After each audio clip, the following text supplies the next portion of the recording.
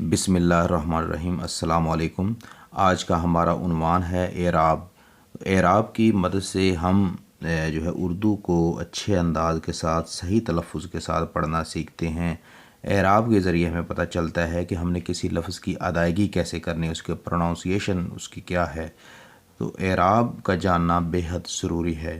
तो आज हम एराब में से ज़बर, ज़ेर और पेश की बात करेंगे, क्योंकि ये मोस्टली कॉमन एराब हैं, बार बार इस्तेमाल होते हैं और इनकी वजह से अल्फाज का उतार चढ़ाव होता है। तो सबसे पहले हम बात करते हैं अलिफ़ की। अलिफ़ ज़बर आ, तो ये ज़बर की अलामत है। ये ज़बर लिखा हुआ है और ये ज़बर की अलामत है। तो ये हमेशा हरफ के ऊपर लगती है, जैसे ये अलिफ़ के ऊपर लगाई है, अलिफ़ ज़बर आ। तो उसके बाद ये है ज़ेर, ये नीचे लगती है, ये देखें, अलिफ़ ज़ेर ई, अलिफ़ ज़बर आ, अलिफ़ ज़ेर ई। और ये पेश है, ये भी हरफ के ऊपर लगती है, अलिफ़ पेश ऊ, आ ई ऊ।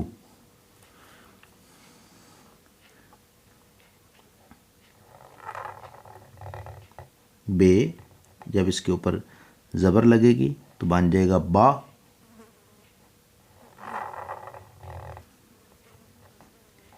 बी और बे पेश बू, बे ज़बर बा, बे ज़ेर बी, बे पेश बू, बा बी बू।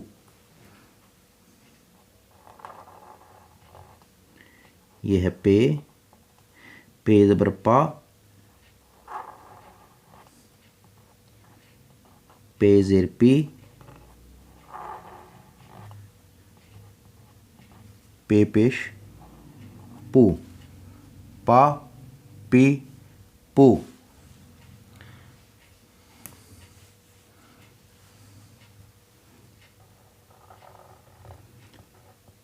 ते ज़बर ता,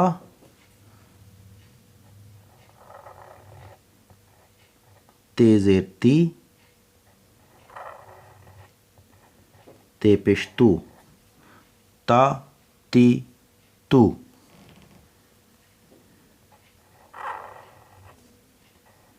यह है टे, टे ज़बर टा,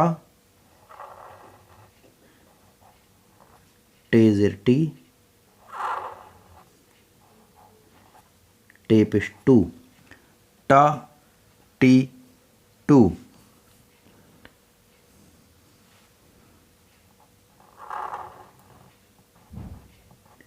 से ज़बर सा,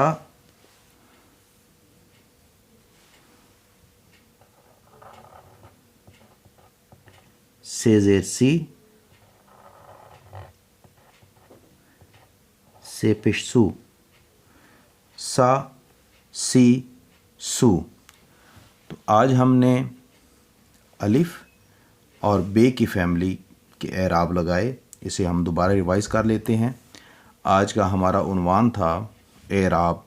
तो एराब में तीन जो कॉमन एराब हैं उन पे हमने बात की है, ज़बर, ज़ेर और पेश। अलिफ़ ज़बर आ, अलिफ़ ज़ेर ई, अलिफ़ पेश ऊ, आ ई ऊ, बा बी बू, पा पी पू, ता ती तू, टा टी टू, सा सी सू। उम्मीद है आज की वीडियो आपको अच्छी लगी होगी। तो आपसे गुजारिश है, वीडियो को ज़रूर लाइक करें, अपने दोस्तों के साथ शेयर करें और चैनल को सब्सक्राइब करें। इंशाल्लाह मिलते हैं नेक्स्ट किसी और अच्छी वीडियो के साथ। तब तक के लिए अल्लाह हाफ़िज़।